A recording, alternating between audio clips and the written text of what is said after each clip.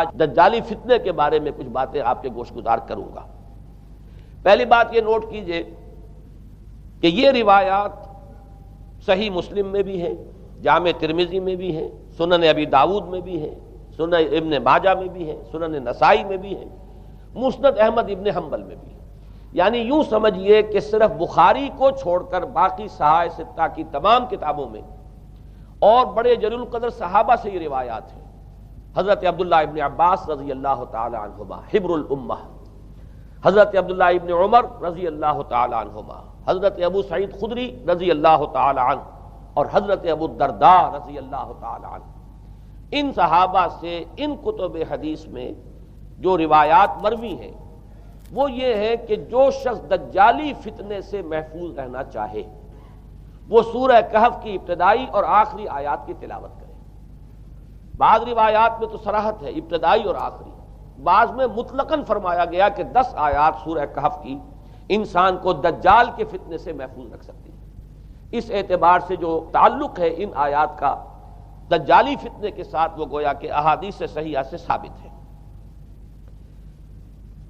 Number 2 بات جو اب میں عرض کرنا چاہتا ہوں وہ یہ ہے کہ احادیث نبویہ ہی سے دجالی فتنے کے بارے میں جو باتیں ہمیں معلوم ہوتی ہیں وہ کیا ہے، دجال کے کیا اوصاف ہوں گے، کیا خصائص ہوں گے، دجالی فتنے کے کیا مظاہر ہوں گے، کیا آثار ہوں گے، کیا اثرات ہوں گے۔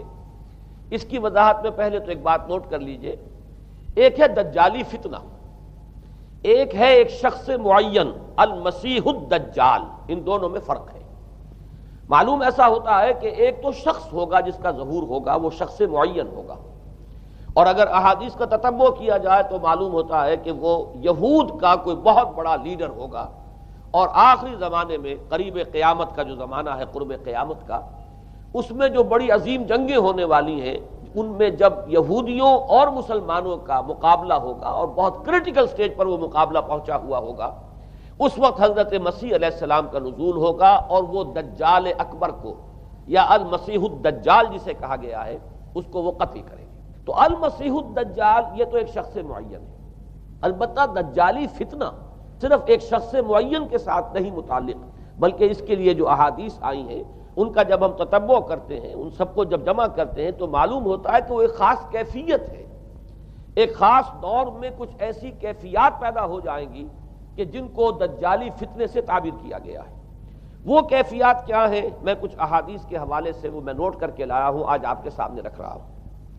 پہلی بات یہ معلوم ہوتی ہے کہ اس دور میں، اس دجالی فتنے میں، انسان کو جو قواعد طبعیہ ہیں، جو قدرت کی طاقتیں ہیں، کائناتی قوتیں ہیں، ان پر غیر معمولی غلبہ، اقتدار، اختیار حاصل ہو جائے گا، اور وہ دجال متصرف ہوگا ان تمام قواعد طبعیہ پر، بالکل ایسے انداز میں جیسے کبھی انبیاء کرام علیہ السلام کو اللہ تعالیٰ معجزے عطا فرماتا ہے۔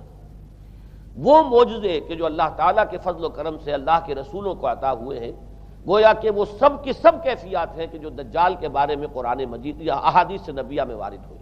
مثلا پہلی بات یہ بتائی گئی کہ اس کے لیے فاصلہ بے معنی ہو کر رہ جائے گا، انتہائی تیز رفتاری ہوگی جو اسے حاصل ہوگی۔ چنانچہ الفاظ یہ ہے کالغیث استدبرت الريح، وہ ایک ایسے طوفان کے مانند جو ہے وہ سیلاب آئے گا کہ جیسے کوئی بہت زوردار آندھی جو ہے اس کے ساتھ طوفان آیا کرتا ہے۔ آپ سائیکلون کا تصور کیجئے کہ جس طریقے سے وہ ایک انتہائی تیز رفتار ہوا جو ہے وہ طوفان کو لے کر آتی ہے، اس طور سے وہ فتنہ پھیلے گا۔ ایک اور حدیث میں الفاظ ہیں فلا تدع قریۃ الا حبطتها فی 40 لیلہ، یہ مسلم شریف کی روایت ہے حضرت نواس ابن سمعان رضی اللہ تعالی عنہ سے۔ کوئی قریہ تک نہیں چھوڑے گا دنیا کی کوئی آبادی چھوٹی سے چھوٹی جس میں وہ نہیں پہنچ جائے گا 40 دن کے اندر اندر۔ یہ اس کی تیز رفتاری کا عالم ہوگا، گویا کہ میں تعبیر کر رہا ہوں اسے ان الفاظ سے کہ فاصلہ بے معنی ہو کر رہ جائے گا۔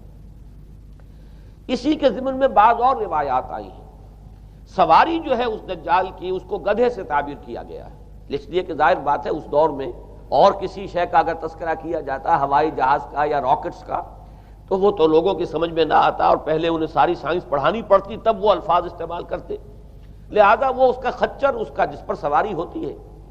لیکن اس کی تیز رفتاری کے لیے الفاظ آئے ہیں کہ اس کا ایک قدم اگر مکے میں ہوگا تو دوسرا قدم شام میں جا کر پڑے گا، اور الفاظ یہ آئے ہیں کہ اس کے دونوں کانوں کے درمیان فاصلہ جو ہے وہ 40 باع کا یعنی 80 ہاتھ کا ہوگا، بلکہ حضرت علی رضی اللہ تعالیٰ عنہ کے خطبے میں جو اس کا بیان ہوا ہے کہ اس کا ایک کان جو ہے وہ 30 ہاتھ لمبا کان ہوگا اس کا۔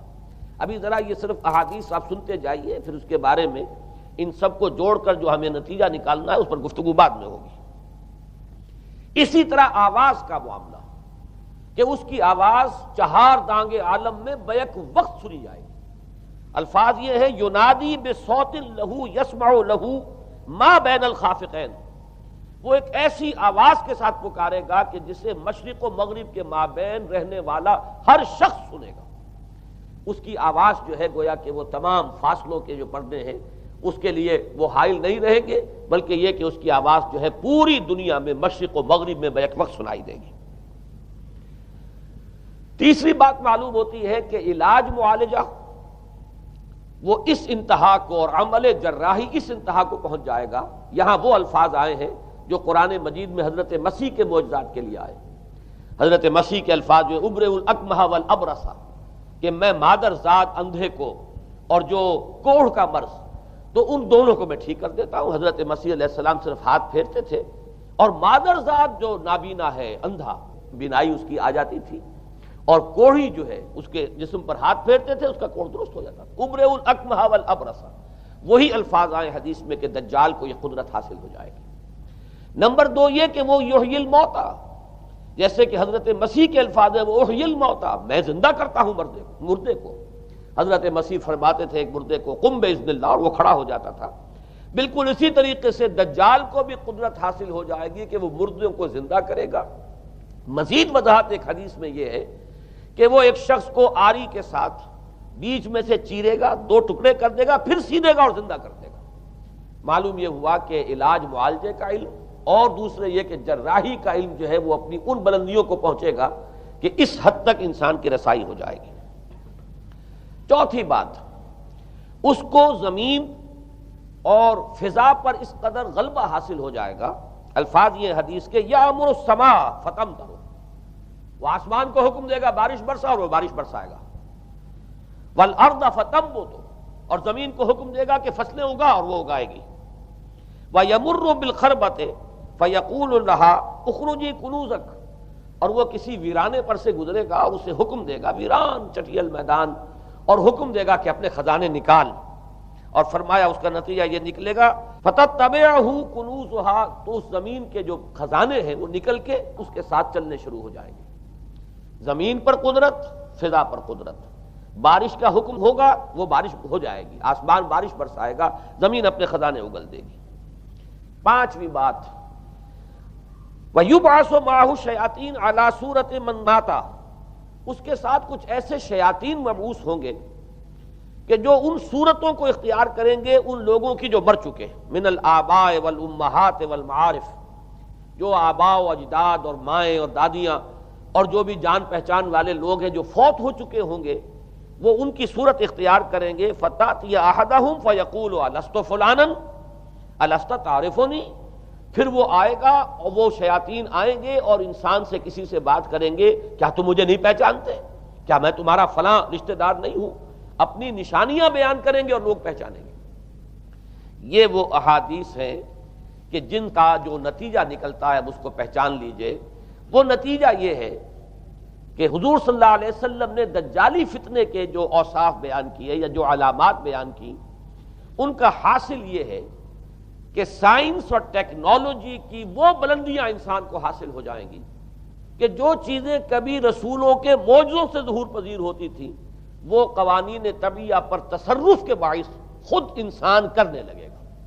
یہ ہے در حقیقت حاصل۔ چنانچہ آج آپ دیکھیے وہ جو اس کا گدھا ہے وہ ہمارے آج کل کے ہوائی جہاز ہے، اور آپ کو معلوم ہے کہ یہ رڈار جو ہیں ان کے ہوائی جہازوں کے، یہ بالکل اینڈز پر ہوتے ہیں ان کے بازوؤں پر، اور یہی ان کے کان ہیں، انہی سے انہیں وہ معلومات حاصل ہوتی ہیں۔ خود ان کی لمبائی چوڑائی جو ہے وہ کتنی ہے، اور پھر یہ کہ ان کے درمیان فصل جو ہے وہ 80 ہاتھ کا یا 40 باع کا وہ موجود ہے۔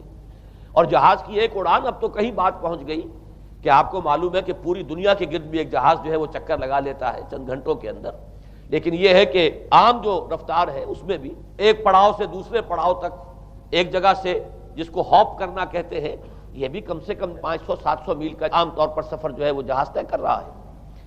اسی طریقے سے ہماری جو سائنس کی، خاص طور پر جو طبی سائنس ہے، اب اس میں جس طریقے سے کہ زندہ رکھا جاتا ہے انسانوں کو، اور وہ ویجیٹیبل چاہے کہا گیا ہے ان کو ہیومن ویجیٹیبلز، لیکن یہ کہ دل کی دھڑکن بھی چلائے جا رہے ہیں، خوراک بھی پہنچا رہے ہیں، آدمی جو ہے وہ زندہ سال ہر سال تک زندہ پڑا رہتا ہے۔ اور یہ کہ سرجری بعض جانوروں پر تو یہ بات ہو چکی ہے کہ کاٹے گئے ہیں اور پھر ان کو سی دیا گیا ہے، جوڑ دیا گیا ہے، یہ تمام جو بھی معجزے ہیں اس وقت سائنس دکھا رہی ہے۔ اسی طرح اگر یہ معجزہ دیکھنا ہو کہ زمین لق و دق زمین، جہاں کہیں کوئی آثار نہیں تھے کسی ایک پتے تک کے اگنے کے، اگر وہاں لہلہاتے ہوئے آپ کو چمن دیکھنے ہو تو ویسے سب سے پہلے تو یہ معاملہ ہوا تھا اسرائیل نے جو کر کے دکھایا تھا، لیکن اب تو آپ ابو ظبی چلے جائیے، سعودی عرب میں چلے جائیے۔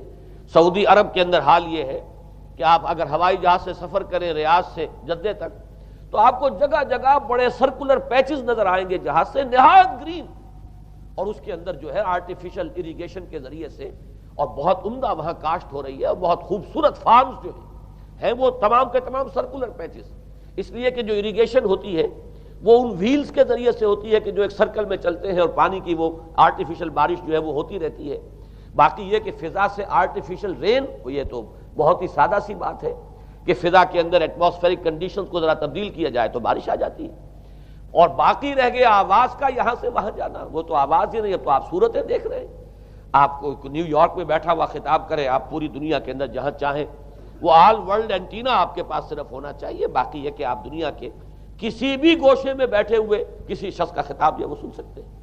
تو معلوم یہ ہوا کہ در حقیقت یہ جو دجالی فتنہ ہے، یہ جس کے اوصاف جو بیان کیے گئے، ابھی میں اس کو لفظ فتنہ سے تعبیر نہیں کر رہا، اسے جس چیز نے فتنہ بنایا وہ ابھی میں آپ سے عرض کروں گا، لیکن یہ جتنے اوصاف حدیث میں آئے ہیں، جتنی صفات بیان ہوئی ہیں، جو کوائف وہاں سامنے آ رہے ہیں، ان سب کا حاصل تو ایک لفظ میں یہ ہے کہ سائنٹیفک ڈیولپمنٹ اور ٹیکنالوجیکل ڈیولپمنٹ وہ اس درجے کی ہو جائے گی کہ قواعد طبیعہ پر، فورسز آف دی نیچر پر انسان کو تصرف اور تسلط حاصل ہو جائے گا، اور وہ انہیں استعمال کرے گا، اور اس طریقے سے اس کے اندر وہ ساری کی ساری کیفیات جیسے کہ آج ہم دیکھ رہے ہیں اپنی نگاہوں کے سامنے وہ پیدا ہو جائیں گی۔ اب سوال یہ ہے کہ اس شے کو فتنہ کس چیز نے بنایا، یہ بات سمجھ لیجئے۔ جہاں تک سائنسی ترقی کا تعلق ہے، تکنیکی ترقی کا تعلق ہے، یہ چیزیں فی الاصل فتنہ نہیں ہے، یہ تو وہ علمہ آدم الاسماء کلہا کا ظہور ہے۔ اللہ تعالیٰ نے ازل میں حضرت آدم علیہ السلام کو جو صلاحیت عطا فرما دی تھی، یہ ایکسفولیشن ہے اس کا ظہور ہے۔ جیسے کہ آم کی گٹھلی میں آم کا درخت ہے، لیکن ظاہر بات ہے کہ اس کو درخت بننے میں وقت لگتا ہے، پہلے وہ 2 پتے نکلتے ہیں، پھر وہ بڑھتا ہے معاملہ، کئی سال میں جا کر وہ درخت جو ہے وہ جوان ہوگا اور وہ پھل دے گا۔ اسی طریقے سے یوں سمجھیے کہ بالقوہ وہ علم حضرت آدم علیہ السلام کو دے دیا گیا، یعنی وہ صلاحیتیں ودیت کر دی گئیں، وہ فیکلٹیز، سمع اور بصر اور فؤاد، دیکھو سنو نتیجہ نکالو اور آگے بڑھو۔ آپ نے چیز دیکھی، ایک سنی، نتیجہ نکالا، اس کو نوٹ کیا، آگے بڑھے، پھر کوئی چیز دیکھی، پھر کوئی سنی، اپنے سابق جو نتیجہ آپ نے نکال کر محفوظ کیا تھا اپنی میموری میں، اس کے ساتھ اس کو ٹیلی کیا، کوئی اور نتیجہ نکل آیا اور آگے بڑھے۔ تو یہ تو سٹیپ بائی سٹیپ، قدم با قدم انسانی علم آگے بڑھ رہا ہے۔ یہ ہرگز فتنہ نہ ہوتا، میرے الفاظ پر توجہ کیجئے، اگر اس کے ساتھ متوازن طور پر ایمان اور روحانیت کا ارتقا بھی ہوتا رہتا، اگر اس کے ساتھ اللہ کی معرفت، اللہ کی محبت، آخرت کا ایمان، منزل انسان کی جو ہے وہ آخرت ہے، دنیا نہیں ہے، اگر یہ چیزیں ساتھ کے ساتھ ہوتی تو یہ ہرگز فتنہ نہیں۔ فتنہ در حقیقت اسے جس نے بنایا ہے وہ یہ ہے کہ کچھ ایسے اسباب ہوئے ہیں، اور وہ اسباب آج مجھے بیان کرنے کہ در حقیقت موجودہ عیسائیت اس کا سب سے بڑا سبب ہے۔ اس کے نتیجے میں ایک بہت بڑا گیپ ہے، اپالنگ گیپ ہے، بڑا مہیب خلا ہے، بڑی وسیع خلیج ہے جو حائل ہو چکی ہے کہ ایمان اور روحانیت ختم ہوتے چلے گئے، اور یہ ٹیکنیکل اور سائنٹیفک ڈیولپمنٹ بڑھتی چلی گئی۔ ان دونوں کے درمیان جو مہیب خلا پیدا ہوا ہے اس نے اسے فتنہ بنا دیا ہے، اور عظیم ترین فتنہ بنا دیا ہے۔ ورنہ اگر اس کے ساتھ ہی اللہ پر ایمان، آخرت پر ایمان، اور انسان کے اندر ایمانی کیفیات، اس کی روحانی کیفیات اگر یہ بھی برقرار رہتی، بلکہ اس کے ساتھ متوازن طور پر ان کو ترقی کرنا چاہیے تھی، تو یہ ہرگز فتنہ نہیں ہے۔ تو پہلی بات یہ سمجھ لیجئے کہ اگرچہ دجالی فتنے کے جو صفات، اس کے اوصاف، اس کی علامات، اس کے مظاہر جو بھی حدیث کے ذریعے سے ہمیں معلوم ہے، جس کا میں نے ابھی آپ کے سامنے تذکرہ کیا، وہ سب در حقیقت تعبیر ہے اس دور کا جو محاورہ ہے، اس دور کی جو زبان ہے، اس دور میں جن الفاظ سے گفتگو کی جا سکتی تھی، اس دور کے ایڈیم میں آج کی جو سائنٹیفک اور ٹیکنالوجیکل ترقی ہے، گویا کہ اس کی تعبیر کی گئی ہے کہ وہ دجالی فتنہ ہوگا۔ لیکن اس شے کو فتنہ بنانے والی شے در حقیقت یہ ہے کہ ایک بہت بڑی خلیج حائل ہو چکی ہے ایمان اور روحانیت، اور دوسری طرف سائنٹیفک اور ٹیکنالوجیکل ڈیولپمنٹ میں ان دونوں کے درمیان اتنا بعد اور فصل پیدا ہو گیا ہے کہ جس کی وجہ سے اس نے فتنے کی شکل اختیار کی۔ اس کا سبب کیا ہے، آج ہمیں اس پر غور کرنا ہے۔ دیکھیے حضرت مسیح علیہ السلام کا دین، اور جیسا کہ میں نے عرض کیا، اس سورہ کہف کے پہلے رکوع میں تذکرہ انہی کا ہو رہا ہے، وَيُنذِرَ الَّذِينَ قَالُوا اتَّخَذَ اللَّهُ وَلَدًا مَا لَهُم بِهِ مِنْ عِلْمٍ وَلَا لِآبَائِهِمْ كَبُرَتْ كَلِمَةً تَخْرُجُ مِنْ أَفْوَاهِهِمْ يَقُولُونَ إِلَّا كَذِبًا فَلَعَلَّكَ بَاخِعٌ نَفْسَكَ عَلَىٰ آثَارِهِمْ إِن لَّمْ يُؤْمِنُوا بِهَٰذَا الْحَدِيثِ أَسَفًا۔ ان آیات کا پہلے ترجمہ آپ سن لیجئے، جو پہلی آیات ہے ان کا ترجمہ ہم کر چکے ہیں۔ کل حمد اس اللہ کے لیے ہے جس نے اپنے بندے پر کتاب نازل فرمائی اور اس میں کوئی کجی نہ رکھی، جو بالکل سیدھی ہے اور خبردار کرتی ہے ایک ایسی بڑی عظیم اور مہیب جنگ سے کہ جو خاص اللہ کی طرف سے ہوگی، اور بشارت دیتی ہے مومنین کو جو نیک عمل کریں کہ ان کے لیے بہت بڑا اور بہت عمدہ اجر ہے، ماکثین فیہ ابدا، وہ اس میں رہیں گے ہمیشہ ہمیش۔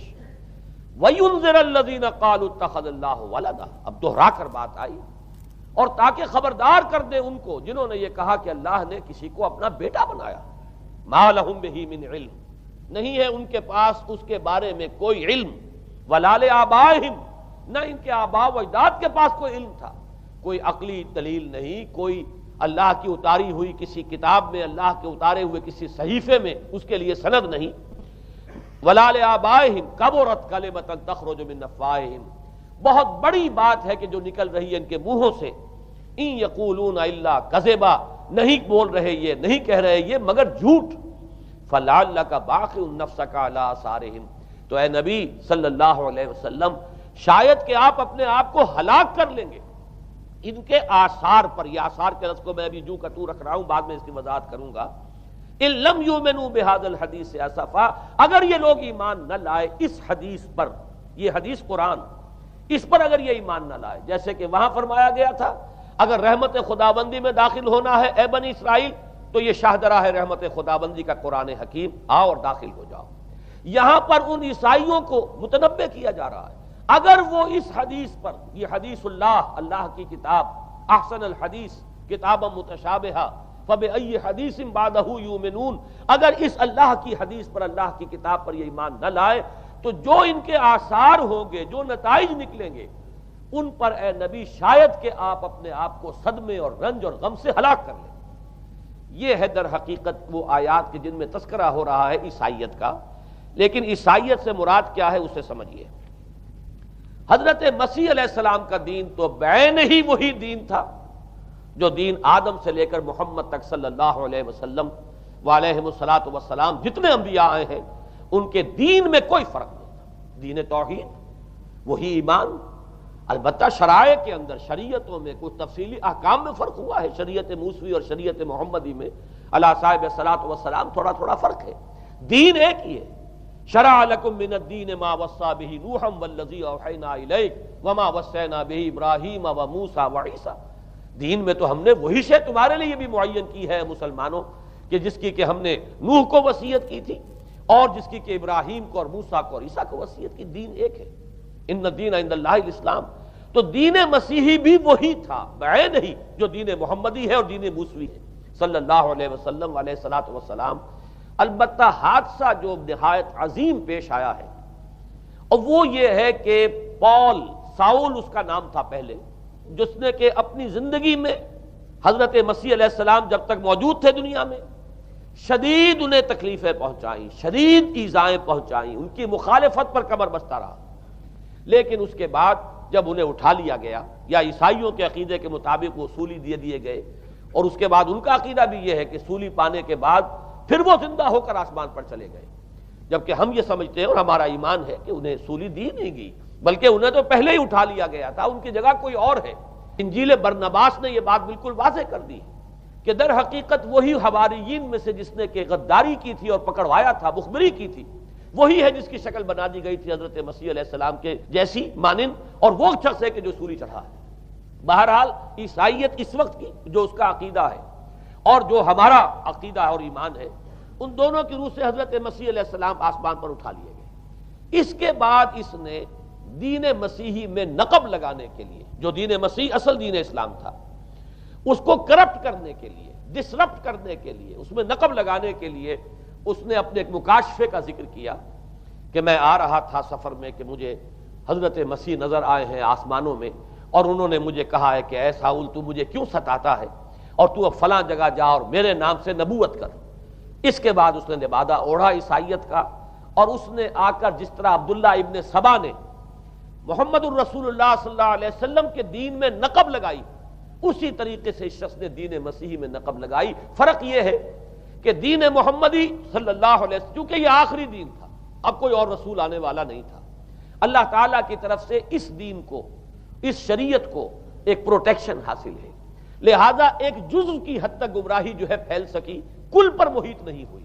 لیکن بدقسمتی سے دین مسیحی کے بارے میں یہ ہوا کہ کچھ عرصے تک تو کشمکش رہی ہے، اصل دین مسیحی پر بھی جو کاربند لوگ تھے اور جو اس کے اوپر مستقیم رہے وہ قائم کچھ عرصے تک رہے ہیں، لیکن ہوتے ہوتے تقریباً اس دور تک آ کر جب کہ حضور کی بعثت ہوئی ہے، اصل دین مسیحی کے ماننے والے تقریباً ختم ہو چکے تھے، شاذ لوگ رہ گئے تھے، اور ان میں بھی یہ جرت نہیں تھی کہ اپنے اصل دین کا وہ اظہار کر سکے، بلکہ ہوتے ہوتے ان 600 سالوں کے اندر یہ ہوا کہ وہی پالزم جو ہے در حقیقت اس نے ہی مسیحیت کی شکل اختیار کر لی۔ یہ پالزم جو ہے یہ ہے در حقیقت، یوں سمجھیے کہ ادیان عالم کی تاریخ میں سب سے زیادہ گمراہ کن مذہب، جس کا رد عمل پیدا ہوا ہے یورپ میں، جس نے کہ اس دجالی فتنے کی شکل اختیار کی ہے۔ میں یہ چاہتا ہوں کہ اس کے ضمن میں چند باتیں آج آپ کے سامنے رکھوں۔ پال نے جو دین مسیحی میں یا دین اسلام میں جو صحیح دین ہے اللہ کا، اس میں 3 تبدیلیاں بنیادی کی۔ سب سے پہلا تو وہی جو قرآن کہہ رہا ہے، الذین قالوا اتخذ اللہ ولدا، مسیح کو، حضرت مسیح علی نبینا علیہ الصلوۃ والسلام، انہیں خدا کا بیٹا قرار دیا گیا۔ اور اس میں بھی نوٹ کیجئے، بیٹے کے لیے عربی زبان میں 2 لفظ ہیں، ابن اور ولد۔ ابن کا لفظ ذو معنیین ہے، 2 معنی ہیں اس کے، ابن بیٹے کو بھی کہتے ہیں، اور ابن کا کوئی معنوی تعلق بھی ہو سکتا ہے، صرف بیٹا نہیں۔ ابن السبیل مسافر کو کہتے ہیں، راستے کا بیٹا، یعنی چونکہ راستے کے ساتھ اس کا ایک تعلق ہے، راستہ چل رہا ہے، وہ تو ابن السبیل ہے۔ ابن الوقت، وقت کا بیٹا، وہ وقت کا بیٹا اس معنی میں نہیں ہے، بلکہ یہ کہ جو ہر وقت جو ہے حالات کے مطابق گرگٹ کی طرح اپنا رنگ بدلتا چلا جائے، چلو تم ادھر کو ہوا ہو جدھر کی، وہ ابن الوقت ہے۔ تو ابن الوقت اسی طریقے سے جو میں نے دوسری مثال دی ہے، ان کو اگر آپ سامنے رکھیں گے تو معلوم یہ ہوا کہ ابن کے تو دونوں معنی ہو سکتے ہیں، لیکن ولد یہ بالکل مخصوص ہے اولاد کے معنی میں۔ ولد یہ تو گویا کہ صلبی اولاد، اور عیسائیت وہ ہے مذہب کہ جس نے کہ بدترین شرک کی صورت اختیار کی ہے، اور ان کے ہاں عقیدے میں یہ الفاظ ہیں کہ مسیح اللہ کا، خدا کا صلبی بیٹا ہے، تاکہ کوئی شک نہ رہ جائے کہ کوئی اور نسبت ہے جسے ابن سے تعبیر کیا گیا، کوئی اور تعلق ہے جس کے لیے یہ لفظ اختیار کیا گیا، صلبی کا لفظ استعمال کیا گیا ہے کہ یہ خدا کا صلبی بیٹا ہے۔ اور یوں سمجھیے اب اس کا جو نتیجہ نکلا کہ بیٹا اگر کسی کا ہے تو ظاہر بات ہے کہ وہ ہم جنس ہے، ہم نوع ہے اپنے باپ کا۔ انسان کا بیٹا انسان ہوگا، سید زادہ جو ہے سید کا بیٹا سید ہوگا، مغل کا بیٹا مغل ہوگا، گھوڑے کا بیٹا گھوڑا ہوگا، گدھے کا بیٹا گدھا ہوگا۔ معلوم یہ ہوا کہ بعین ہی جو کچھ باپ ہوتا ہے وہی بیٹا ہوتا ہے۔ لہذا اس لفظ نے در حقیقت شرک کی بدترین صورت اختیار کی کہ بالکل اللہ کے برابر، اللہ کا ہم نوع، گویا کہ بدترین شرک جو ہے شرک فی الذات ہے، اور شرک فی الذات کی بدترین صورت یہ ہے کہ جو عیسائیت میں آئی ہے کہ حضرت مسیح علیہ السلام کو اللہ کا صلبی بیٹا قرار دیا گیا۔ اب اس کے نتیجے میں چونکہ ظاہر بات ہے کہ آخر بائبل بھی موجود تھی، اس بائبل کو ایک دم کیسے ختم کر دیتا سینٹ پال کہیں یا بہرحال میں تو لفظ سینٹ اس کے ساتھ استعمال نہیں کرنا چاہتا، لیکن چونکہ ہمیں یہ ہدایت ہے قرآن مجید کی بھی کہ جو باطل معبود بنا لیے جاتے ہیں انہیں بھی ہم کوئی ان کے لیے توہین والے الفاظ استعمال نہ کریں، لہذا میں یہ لفظ استعمال کر رہا ہوں، ورنہ جی تو چاہتا ہے کہ کوئی اور لفظ اس کے لیے استعمال کیا جائے۔ لیکن جو بھی اس وقت دنیا میں اس کا معروف نام ہے سینٹ پال، تو اس نے چونکہ ظاہر بات ہے کہ پوری بائبل کو کیسے ختم کر دیتا، ایک دم تورات کو کیسے ختم کر دیتا؟ تورات تو آج تک چلی آ رہی ہے بائبل کے ساتھ ملی ہوئی، the old testament the new testament, یہ دونوں مل کر بائبل بنتی ہیں۔ لہذا اب گورکھ دھندا بنانا پڑا انہیں، وہ تثلیث والا گورکھ دھندا، 3 میں 1 1 میں 3، توحید بھی ہے تثلیث بھی ہے، 3 میں 1 1 میں 3، اور یہ وہ شے ہے کہ جس نے عقیدے کا تعلق عقل سے منقطع کر دیا۔ اس لیے سمجھ میں آنے والی بات ہے، 3 میں 1 1 میں 3 ایک گورکھ دھندا ہے۔ نتیجہ انہوں نے یہ نکالا کہ ڈوگما در حقیقت اس کا عقل سے کوئی تعلق نہیں، ڈوگما بس عقیدہ ہے، اور اس عقیدے ہی کے اوپر سارے دین کی بنیاد ہے، باقی وہ عقل میں آئے نہ آئے، عقل کے لیے قابل قبول ہو یا نہ ہو۔ یہ بات اچھی طرح سمجھ لیجئے کہ اگرچہ ہمارے ہاں بھی ہم بھی یہ بات کہتے ہیں کہ بہت سے حقائق جو ہیں کائنات کے وہ ایسے ہیں کہ جن تک عقل کی رسائی نہیں ہے اس کے لیے ہم مجبور ہیں، محتاج ہیں وحی کی ہدایت کے، لیکن 2 چیزوں میں فرق کیجئے، ایک ہے عقل سے ماورا ہونا اور ایک ہے عقل کے خلاف ہونا، ان دونوں چیزوں میں زمین و آسمان کا فرق ہے۔ ایک وہ حقائق ہے کہ جو عقل از خود ان تک رسائی حاصل نہیں کر سکتی، لیکن جب وہ سامنے آتے ہیں تو عقل تسلیم کرتی ہے کہ ہاں یہ بات سمجھ میں آتی ہے۔ ایک وہ چیزیں ہیں کہ جن کو عقل تسلیم نہیں کرتی، تو ایک ہے مخالف عقل، ایک ہے ورائے عقل، ان دونوں میں زمین و آسمان کا فرق ہے۔ ہمارے دین میں تو عقل کو اپیل کیا گیا ہے، لعلکم تعقلون، لعلہم یعقلون، اولو الالباب الذین یعقلون۔ اب ظاہر بات ہے کہ عقل کو ہاتھو برہانکم ان کنتم صادقین، لاؤ دلیل اپنی، تو دلیل سے عقل سے اپیل کی گئی، اور اس میں وہ رشتہ جو میں نے کئی مرتبہ بیان کیا علامہ اقبال کے اشعار کے حوالے سے کہ عقل گو آستاں سے دور نہیں، اس کی قسمت میں پر حضور نہیں، اور گزر جا عقل سے آگے کہ یہ نور چراغ راہ ہے، منزل نہیں ہے۔ منزل تک تو عقل نہیں پہنچائے گی لیکن راستہ تو دکھاتی ہے، اور جب کہ وحی کی روشنی سامنے آتی ہے تو عقل اس کی تصدیق کرتی ہے۔ یہ ہے ہمارا موقف اور یہ ہے عقلی معقول موقف۔ لیکن عیسائیت نے، بلکہ کہنا چاہیے پالزم نے، مجھے یہاں پر لفظ عیسائیت اب استعمال کرنا نہیں چاہیے اس لیے کہ حضرت عیسیٰ سے اب اس کی نسبت نہیں رہی، حضرت عیسیٰ سے اس کی نسبت جو ہے یہ مس نومر ہے، یہ غلط نام ہے۔ دی 100 کا مصنف جو ہے ڈاکٹر مائیکل ہارٹ، اس نے یہ بہت بڑی بات کہی، اس نے کہا در حقیقت موجودہ جو عیسائیت ہے اسے پالزم کہنا چاہیے، یہ پالزم ہے، کرسچینٹی نہیں ہے، اس لیے کہ در حقیقت حضرت مسیح علیہ السلام کی تعلیم جب تک وہ دنیا میں تھے وہ یہ نہیں تھی کہ جو پال نے دی۔ البتہ اس نے پال کو بہت بڑا شخص مانا، اس میں کوئی شک نہیں، اس لیے کہ اس نے تاریخ کے ایک دھارے کا جو ہے وہ رخ موڑ دیا ہے، اللہ تعالیٰ کے صحیح دین کو گویا کہ قلع کما کر کے ایک نیا دین اس طریقے سے پھیلایا ہے کہ آج بھی شاید دنیا میں کثیر ترین تعداد عیسائیت ہی کے نام لیواؤں کی ہے، واللہ عالم، یا شاید گوتم بدھ کے ماننے والوں کی ہے۔ بہرحال یہ کہ بہت بڑی تعداد میں آج حضرت مسیح علیہ السلام کی طرف جو منسوب ہے غلط طور پر دین، اس کے نام لیوا دنیا میں ہے۔ اس اعتبار سے وہ یقیناً اس کا تو حق لگتا ہے کہ اس کا نام بھی اس کتاب میں آئے کہ جس نے تاریخ کے اوپر اثرات اپنے پیدا کیے ہیں۔ اور حضرت مسیح علیہ السلام جب تک دنیا میں تھے، عیسائیت کی حقیقت بنی اسرائیل یا یہودیت کے ایک فرقے سے زیادہ نہیں تھی، ڈیٹیچ نہیں ہوا تھا یہ دین حضرت موسیٰ علیہ السلام کے دین سے، لیکن یہ کہ پال نے اسے بالکل ایک مستقل بذات ایک جداگانہ دین کی شکل دے دی ہے، تو یہ پالزم ہے۔ پالزم نے در حقیقت سب سے پہلا کام یہ کیا کہ عقل سے بالکل تعلق منقطع کر دیا۔ عقیدہ، ڈوگما جو ہے وہ خلاف عقل، جو بات عقل میں آئے نہ آئے بس ماننی ہے۔ تو پہلی تو یوں سمجھیے کہ نقب جو لگی ہے دین کے اندر وہ اس تثلیث کے حوالے سے، اور تثلیث کا گورکھ دھندا خلاف عقل، لہذا ڈوگما کی جو کا لفظ جو استعمال ہوا ہے کہ بس اس کو تو ہم مانیں گے چاہے وہ عقل کے لیے قابل قبول ہو چاہے نہ ہو۔ دوسرا، اس سے بھی زیادہ آپ دیکھیے ایک سے ایک بڑھ کر اینٹ رکھی جا رہی ہے۔ خشت اول چونے حد میں مار کج تاثریا میر ود دیوار کج۔ دوسرا کفارے کا عقیدہ جو مبنی ہے صلیب کے عقیدے پر۔ مسیح نے انتہائی ذلت کی موت، یعنی صلیب کی موت جو ہے وہ خود کہتے ہیں کہ انتہائی ذلت کی موت ہے۔ یہ ذلت کی موت کا پیالہ اس لیے پیا تاکہ اس کے ماننے والوں کی طرف سے کفارہ ادا ہو جائے۔ مسیح کفارہ ادا کر چکا ہے، اب جو شخص بھی مسیح کو مان لے گا اس کی گویا کہ نجات ہو گئی، اس کا عمل سے کوئی تعلق نہیں۔ عمل ہو نہ ہو، بد کردار ہو، اچھا کردار والا ہو، نیک ہو، بھلا ہو، جیسا بھی ہو، برا ہو، بدماش ہو، لچا ہو، لفنگا ہو، مسیح کو مان لے، صرف ماننے پر، اس لیے کہ مسیح تو اس کی طرف سے کفارہ پیش کر چکا۔ سارے گناہوں کا کفارہ جو ہے مسیح نے انتہائی ذلت آمیز موت جو ہے قبول کر کے گویا کہ اپنے ماننے والوں کے تمام گناہوں کا کفارہ دے دیا ہے۔ یہ دوسرا عقیدہ۔ اس کا نتیجہ کیا نکلا؟ تثلیث نے عقل سے تعلق توڑ دیا تھا مذہب کا، اس نے عمل سے تعلق توڑ دیا۔ ڈوگما ہی ڈوگما ہے، نہ عقل سے کوئی تعلق نہ عمل سے کوئی تعلق، کوئی تعلق نہیں رہا۔ دین کی جڑیں جو ہیں دونوں اعتبار سے، دین تو نام ان دو چیزوں کا، الا الذین آمنوا وعملوا الصالحات، دونوں کی گویا کہ جڑیں منہدم ہو گئیں، بنیادیں منہدم ہو گئیں، جڑیں کاٹ دی گئیں کہ نہ اس کا تعلق عقل کے ساتھ ہے نہ عمل کے ساتھ ہے۔ تیسری بات آئی ہے، اس نے کہا شریعت منسوخ۔ یہ عجیب ہے، دیکھیے، جسے آئرنی آف فیٹ کہتے ہیں انگریزی زبان میں۔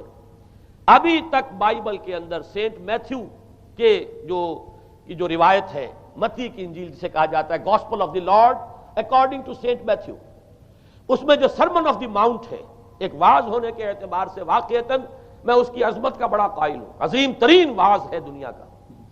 اس کے شروع میں یہ الفاظ موجود ہیں، don't think I have come to destroy law, ہرگز یہ نہ سمجھنا کہ میں شریعت کو ختم کرنے آیا ہوں۔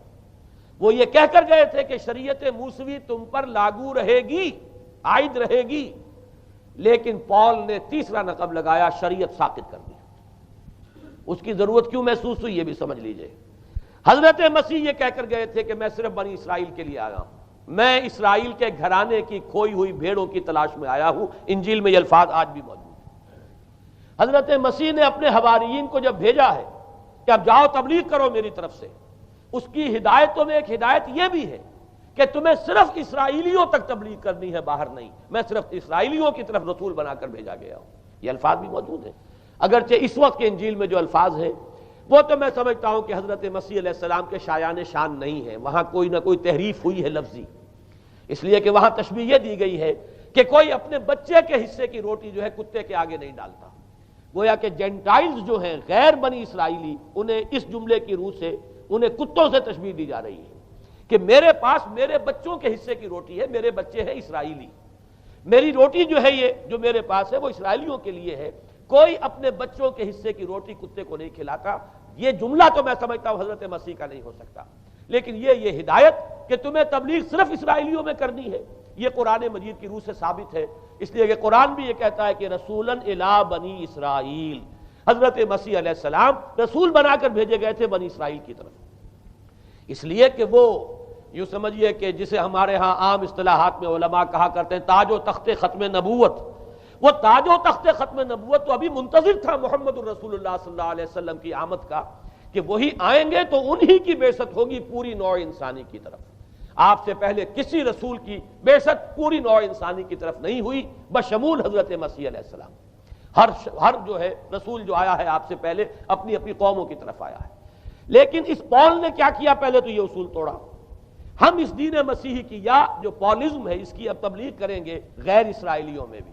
وہاں انہیں دقت پیش آئی، شریعت موسوی بڑی بھاری شریعت ہے، اب وہ بھاری شریعت جو ہے اس کو قبول کرنا تو لوگوں کے لیے آسان نہیں ہے۔ انہوں نے یہ کیا کہ یہ شریعت تم پر ساقط، شریعت کا بوجھ تم پر نہیں، برڈن آف لا یہ تمہارے لیے نہیں ہے۔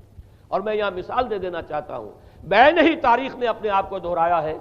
عبداللہ ابن سبا نے جو فتنہ شروع کیا تھا ہمارے ہاں، ہماری تاریخ میں جو اس کے اثرات پھر پیدا ہوئے ہیں، ان میں سے ایک جو ہے وہ شکل وہ اسماعیلیت والی ہے، کہ اسماعیلیت نے بھی بین ہی یہی شکل اختیار کی ہے۔ ہندوستان میں آ کر جب اسماعیلی داعیوں نے جب تبلیغ کی ہے تو شریعت ساقط کر دی۔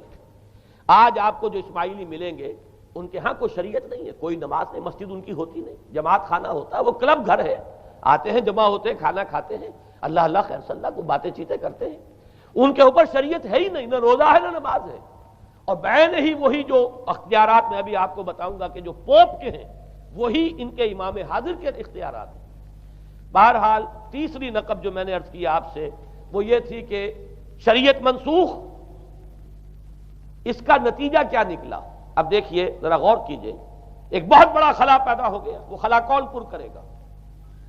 شریعت کے بارے میں سارے اختیارات اب پوپ کو حاصل تھے، وہ جس چیز کو چاہے حلال کر دے، جس چیز کو چاہے حرام کر دے، جس چیز کو چاہے قرار دے دے کہ یہ ممنوع ہے، جس چیز کی چاہے اجازت دے دے، اس لیے کہ اب شریعت تو رہی نہیں، خلا ہے، اس میں سوالات تو پیدا ہوں گے، یہ کام کیا جائے یا نہ کیا جائے، کون کرے گا؟ تو جب شریعت ختم ہوئی تو سارا اختیار پوپ کے ہاتھ میں آ گیا ہے۔ یہ میں بعد میں ذرا اور تفصیل سے بتاؤں گا کہ کیسے کیسے اختیارات پھر مذہبی طبقے کے ہاتھ میں آئے ہیں۔ اس کے نتیجے میں تاریخ انسانی میں ورسٹ فارم آف تھیوکریسی پیدا ہوئی۔ تھیوکریسی کسے کہتے ہیں؟ جو آج کی اصطلاح میں گالی ہے، تھیوکریسی۔ قائد اعظم کے جملے آپ نے کئی پڑھے ہوں گے، اسلام میں کوئی تھیوکریسی نہیں ہے، مذہبی طبقے کی حکومت نہیں ہے اسلام میں، اور 100% درست ہے۔ تھیوکریسی کہتے ہیں ایک مذہبی حلقے کی، مذہبی طبقے کی حکومت، اس کے ہاتھ میں اختیارات آ جائیں، اور قرآن مجید میں اسی وجہ سے ان کے اوپر الزام لگایا گیا اتخذوا احبارهم ورهبانهم اربابا من دون اللہ، انہوں نے اپنے علماء اور صوفیوں کو اللہ کے سوا اپنے معبود بنا لیا۔ حضرت عدی ابن حاتم رضی اللہ تعالیٰ عنہ جب ایمان لائے، یہ حاتم طائی جو مشہور ہے سخاوت میں، ان کے بیٹے ہیں، قبیلہ طے سے ان کا تعلق ہے، حاتم طائی تو طے سے ہے، ان کے بیٹے عدی ہیں، یہ عیسائی تھے۔ یہ جب ایمان لائے اور پھر انہوں نے قرآن پڑھا تو انہیں ایک اشکال ہوا کہ قرآن مجید میں تو ہم پر الزام لگایا گیا ہے کہ اتخذوا احبارهم ورهبانهم اربابا من دون اللہ، تو عرض کیا انہوں نے، ڈرتے ڈرتے عرض کیا ہوگا حضور کی خدمت میں کہ حضور یہ بات تو کچھ درست نہیں معلوم ہوتی، ہم نے تو کبھی اپنے علماء اور رہبان کو خدا نہیں سمجھا، وہ اس مغالطے میں تھے کہ جب تک سجدہ نہ کیا جائے شاید خدا نہیں مانا گیا۔ حضور نے پوچھا کیا ایسا نہیں ہے کہ جس چیز کو وہ حلال کہہ دیں تم حلال مان لیتے ہو، جس چیز کو حرام کہتے ہیں حرام مان لیتے ہو؟ جی ہاں یہ تو ہے، یہی تو فرمایا اربابا من دون اللہ ہے۔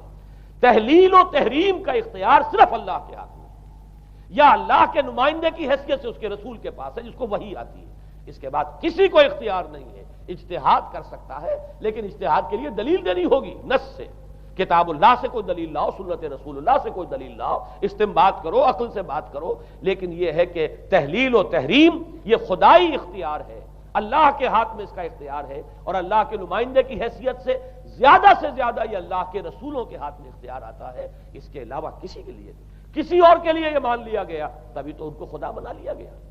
اسی معنی میں آج کی جمہوریت جو ہے وہ بدترین شرک ہے کہ یہاں یہ تسلیم کیا جاتا ہے کہ ساورنٹی جو ہے وہ عوام کی ہے، ساورنٹی آف دی پیپل۔ کیا معنی ہے؟ کہ عوام کے نمائندے جو چاہیں قانون بنا دیں، جس چیز کو چاہیں حلال ٹھہرائیں، جس چیز کو چاہیں حرام ٹھہرائیں، ان کے پاس حلت و حرمت کے جو پورے اختیارات ہیں ان کے پاس آ گئے۔ یہی تو خدائی مقام ہے، خدا کا مقام دے دیا گیا، اس سے بڑا شرک کیا ہوگا؟ در حقیقت حاکمیت غیر اللہ اس دور کا سب سے بڑا شرک ہے۔ تو وہاں یہ حق جو ہے دے دیا گیا علماء کے ایک طبقے کو، پوپ کو، تو گویا کہ تاریخ انسانی کی بدترین تھیوکریسی، بدترین مذہبی استبدادی حکومت قائم ہوئی ہے یورپ میں۔ اس کے حوالے سے میں کچھ تاریخی حوالے بھی اب آپ کے سامنے رکھ دوں۔ دیکھیے جب تک پال نے یہ کام شروع کیا ہے تو تقریباً 3 صدیوں تک تو یہ صرف ایک مذہبی تبلیغ کا کام ہوا ہے۔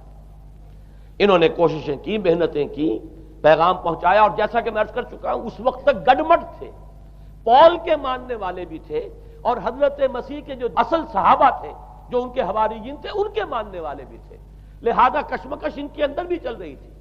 لیکن ظاہر بات ہے کہ حضرت مسیح کے اصل حواریین وہ تو اول تو یہ کہ اپنی گفتگو رکھ رہے تھے محدود بنی اسرائیل تک، نمبر 2 یہ کہ انہوں نے تو شریعت کو ساقط نہیں مانا۔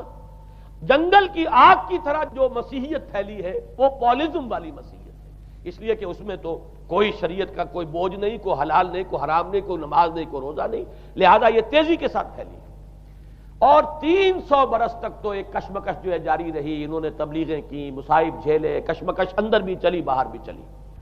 لیکن اس کے بعد قیصر روم کانسٹنٹائن، قسطنطین جسے کہتے ہیں، جس کا یہ قسطنطنیہ ہے، کانسٹنٹائن، اس نے یہ محسوس کیا بالکل اکبر کی طرح، جیسے اکبر نے محسوس کیا تھا کہ میری مملکت کے اندر یہ مذہبی تصادم جو ہے یہ سب سے بڑی یوں سمجھیے کہ انسٹیبلٹی کا سبب ہے، لہذا ان تمام مذہبوں کو ایک ہاون دستے میں ڈال کے کوٹ پیس کر ایک بناؤ. وہ جو دین اکبری یا دین الہی جو اس نے کیا تھا اس سیاسی مصلحت کی وجہ سے کہ یہ ہندو مسلم تصادم اور دوسرے مذاہب کا ٹکراؤ جو ہے وہ ہندوستان کو ایک سیاسی وحدت اور ایک اپنی سیاسی عظمت کی طرف پیش قدمی کرنے کا جو راستہ ہے اختیار کرنے سے روکتا ہے. لہذا یہ کام کیا جائے. یہی قسطنطین نے کیا. اس نے جب دیکھا بڑی کشمکش چل رہی ہے اس نے خود عیسائیت اختیار کر. عیسائیت کون سی اختیار کی؟ پالیزم والی. ظاہر بات ہے اس کے لیے بھی اصل عیسائیت اختیار کرنا جو ہے مشکل تھا. پالیزم والی. اور اس کے بعد یہ اب اسٹیٹ کی جو مشینری تھی، جو طاقت تھا، جو دباؤ تھا، اس کے حوالے سے اب یہ مسیحیت جو ہے پورے رومن امپائر کے اندر اب یہ بڑی تیزی کے ساتھ جس کو کہنا چاہیے اس کا ایک نظام قائم ہوا اور جو مذہبی طبقہ تھا اس کا اقتدار مستحکم ہو گیا. اس کے باوجود 200 برس اور گزرے. یونان چونکہ بہت بڑا مرکز تھا علم کا، فلسفے کا، سائنس کا، حکمت کا. آپ کو معلوم ہے یہ تمام ارسطو ہو، افلاطون ہو، یہ سب یونان کے ہیں. ارشمیدس ہو، یہ تمام کے تمام جو بھی ہے تو سائنس اور فلسفہ دونوں اس کا گہوارہ یونان تھا. یونانی حکماء اعتراض کرتے تھے. لہذا سن 529 اس کو نوٹ کر لیجئے. جسٹینین ایک قیصر تھا اب قسطنطین کے 200 برس بعد. اس نے اپنی پوری مملکت میں فلسفہ اور سائنس کی تعلیم حرام قرار دے دی. کوئی نہ فلسفہ پڑھ سکے گا نہ سائنس. جو فلسفہ پڑھے گا اس کو مرتد قرار دے دیا جائے گا اور زندہ آگ میں جلا دیا جائے گا. انکوزیشن کورٹس قائم ہوئی. وہ صرف مذہبی عدالتیں اس لیے قائم ہوتی تھی کہ جس کے بارے میں معلوم ہو جائے کہ یہ فلسفہ پڑھتا ہے یا یہ سائنس پڑھتا ہے. اس لیے کہ فلسفہ اور سائنس دونوں جڑ کاٹتے ہیں اس ڈوگما کی. وہ ڈوگما جو پالیزم والا ڈوگما ہے اس کی جڑ کھودنے والی ہیں دونوں چیزیں. اور چونکہ وہ دونوں عقل کو اپیل کرتی ہیں، یہ ڈوگما عقل کے متضاد ہے. لہذا مذہب کا تحفظ اسی طرح ہو سکتا ہے کہ اب ان دونوں کو بالکل ممنوع قرار دے دیا جائے. یوں سمجھیے کہ تقریباً 1000 برس تک یورپ میں، چونکہ سب سے بڑی امپائر یہی تھی، یورپ میں فلسفہ اور حکمت اور یہ سائنس کی تعلیم ممنوع رہی. یہ ہے در حقیقت سب سے پہلا کام جو جسٹینین نے کیا 529 میں. اس کے بعد آگے چل کر پوپ کا جو اقتدار ہے وہ اتنا زبردست بنا ہے. پوپ کو اختیار حاصل ہو گیا جس چیز کو چاہے وہ قانون کا درجہ دے دے. اس لیے کہ شریعت تو ہے نہیں، خلا پوپ کون کرے گا؟ پوپ کو کرے گا. پوپ کو اختیار حاصل ہو گیا وہ جس کے گناہ چاہے معاف کر دے. اب دیکھیے اگرچہ ویسے تو گناہ پہلے ہی معاف ہو گئے کہ جس نے مسیح کو مان لیا گناہ تو معاف ہو گئے اگلے پچھلے سب، لیکن یہ کہ پھر بھی ایک خلش رہ جاتی ہے انسان کے دل میں، چونکہ ایک اخلاقی حص انسان کے اندر اللہ نے پیدا کی ہوئی ہے. جب کوئی شخص کرتا ہے، کوئی بدکاری کرتا ہے، کوئی چوری کرتا ہے، ڈاکہ ڈالتا ہے، تو وہ جو ایک کانشنس ہے وہ جو پرک کرتا ہے اس کو بھی ختم کرنے کے لیے اگر پوپ یا کارڈینل یا اس کے کسی نمائندے کے سامنے جا کر اعتراف گناہ کر لو اور کچھ اس کی مٹھی گرم کرو، کچھ ہدیہ پیش کرو، تو توبہ نامہ، معافی نامہ تمہیں دے دیا جائے گا. اور وہ جو چیز ہے وہ تمہارے لیے سند ہے کہ کوئی تم سے باز پرس تمہارے گناہ کی نہیں ہو سکے. پھر ان کی قیمتیں تھیں، ان کے لیے بڑی بڑی جو ہے ہدیے مقرر کیے گئے تھے. تیسری چیز بائبل کا اول تو یہ کہ مفہوم جو ہے وہ کوئی سند نہیں ہے، اس لیے کہ بائبل ہانٹ کر رہی تھی نا. اولڈ ٹیسٹمنٹ بھی ہے، یہ حضرت مسیح کی یہ 4 انجیلیں بھی ہیں، یہ تعلیم کچھ اور ہے. لہذا بائبل جو ہے وہ سند نہیں ہے. سند پوپ کا جو ہے فرمان وہ سند ہے. بائبل کی شرح کرنے کی، بائبل کی طرف سے کوئی دلیل لانے کی کسی کو کوئی حق حاصل نہیں. یہ جبر تھا، یہ تشدد تھا یورپ میں. یہ وہ دور تھا جب کہ اسلام پھیل رہا تھا. میں نے اسی لیے آپ سے کہا تھا، نوٹ کرایا آپ کو، 529 میں جسٹینین کا یہ فرمان ہے. 571 میں حضور کی ولادت ہو رہی ہے، وہی صدی ہے. اور 630 کے آس پاس، بلکہ 629 کے آس پاس سلطنت روما کے ساتھ مسلمانوں کا ٹکراؤ شروع ہوا ہے. تو یہ تاریخی ان کو ریلیشن جو ہے ذہن میں رکھیے. جس وقت مسلمان آئے اور 200-300 برس جو ان کے عروج کے ہیں، اس وقت آپ کو معلوم ہے کہ تقریباً 6 صدیاں ہو چکی تھی کہ یورپ بالکل جس کو کہا جاتا ہے ڈارک ایجز، انتہائی تاریکی، مذہبی جبر اور استبداد، اس کے سوا کچھ نہیں. اور وہ ملاؤں کی حکومت جسے آپ کہیں گے، جسے آج کل کی اصطلاح میں کہا جائے گا، وہ جس کو چاہے جو چاہے سزا دے دے. پوپ کو اختیار حاصل ہے. کسی کے بارے میں ذرا جیسے بعض اوقات خبریں سچی ہیں یا جھوٹی، لیکن میں مثال دے رہا ہوں جیسے خبریں آتی رہی ہیں ایران کے بارے میں کہ کہیں اگر معلوم ہو گیا ہے تو پاسداران انقلاب پہنچے اور سمری ٹرائل اور فوراً ختم کیا آدمی کو. اس قسم سے انکوزیشن رپورٹس جو ہیں وہ کورٹس وہاں قائم ہوئی اور یوں سمجھیے کہ لاکھوں افراد تحت کیے گئے، زندہ جلائے گئے. لیکن اس کے بعد جب عالم اسلام میں وہ روشنی پھیلی اور خاص طور پر بنو عباس کے زمانے میں، اب بھاگ بھاگ کر وہاں جو بھی تھے فلسفے کے اور سائنس کے کوئی دلچسپی رکھنے والے، وہ بھاگ کر عالم اسلام میں آ گئے. یہاں اب وہ کتابیں جو ہیں ان کے ترجمے ہوئے، خاص طور پر مامون اور ہارون الرشید کے زمانے کے اندر یہ علم جو ہے ہندوستان سے بھی لیا، یونان سے بھی لیا مسلمانوں نے، اور اس کے بعد یہ غرناطہ اور قرطبہ کی یونیورسٹیوں کے ذریعے سے اس علم نے پینیٹریٹ کیا ہے دوبارہ یورپ میں. دیکھیے سرکل کیسے بنا ہے. یونان کا علم آیا ہے پہلے عالم اسلام میں، مڈل ایسٹ میں، اور پھر ادھر سے ہو کر چکر کھا کر اور اسپین کی یونیورسٹیوں کے ذریعے سے یورپ میں انٹروڈیوس ہوا ہے. اس وقت پھر اصلاح مذہب کی تحریک شروع ہوئی اور ساتھ ہی تحریک احیاء العلوم رینیسنس، اس کے نتیجے میں وہاں بیداری پیدا ہوئی.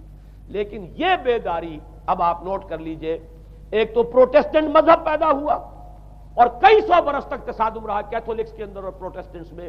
پورے اسلام کی تاریخ میں کبھی اتنے خونی فسادات نہیں ہوئے ہیں، کبھی بھی شیعہ سنی فساد بھی کبھی اتنا نہیں ہوا جتنا کہ کئی سو برس تک رومن کیتھولکس اور پروٹیسٹنٹس کے مابین یورپ میں ہوتا رہا ہے.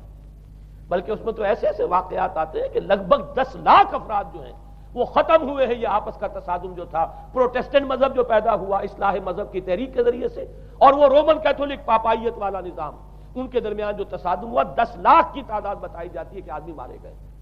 بلکہ فرانس کا ایک شہر ہے، وہاں تو 19 دن تک مسلسل قتل عام کیا گیا پروٹیسٹنٹس کا، اور وہاں حاملہ عورتوں کے جو ہے پیٹ چاک کر کے بچے نکال کر ان کو بھی جو ہے ختم کیا گیا ہے. یہ سارا ظلم جو ہے وہاں ہوا ہے، تصادم ہوا ہے. اس کے نتیجے میں آپ خود سوچئے کہ کس قدر نفرت پیدا ہوئی عوام کے اندر مذہب سے. اس کے ساتھ ہی اب وہ علم شروع ہوا، سائنس شروع ہوئی.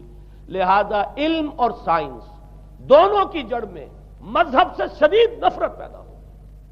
یہ ہے وہ سبب کہ جس نے یہاں سے راستے علیحدہ کر دیے.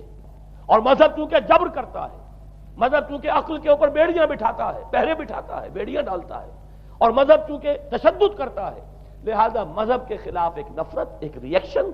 یہ ہے اس ساری سائنسی ارتقاء اور سائنٹیفک اور ٹیکنالوجیکل جو ڈیولپمنٹ ہوئی ہے اس کی جڑ میں مذہب سے نفرت جو ہے اس کے بیج بو دیے گئے. اور یہ 200-250-300 سال میں اب یہ جو تناور درخت بن کر آیا ہے کہ ایک طرف سائنس کی ترقی، ٹیکنالوجی کی ترقی آسمان کو چھو رہی ہے. آج انسان چاند کے اوپر تو انسان کے قدم جو ہے پہنچ چکے ہیں، اور آپ کا ایک راکٹ جو ہے وہ پورے تمام سیارے جو ہیں کہ ہمارے سولر سسٹم کے ہیں ان سب کا چکر لگا کر اور وہ اس سے باہر چلا گیا ہے. خلا کے اندر کہاں گیا کچھ پتہ نہیں.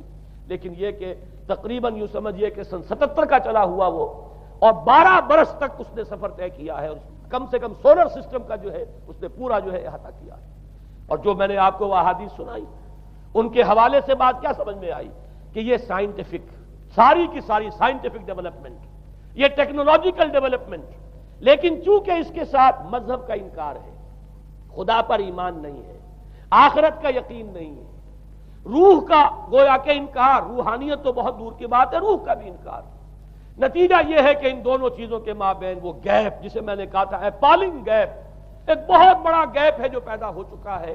اب میں حدیث آپ کو سنا رہا ہوں. بخاری شریف میں جو روایت ہے حضور نے فرمایا کہ دجال کے ماتھے پر لکھا ہوا ہوگا کافارا، کفر. الفاظ یہ ہے انہو مکتوب بین عینیہ کافارا، علیحدہ علیحدہ، یقرأہ کل مومن کاتب او غیر کاتب.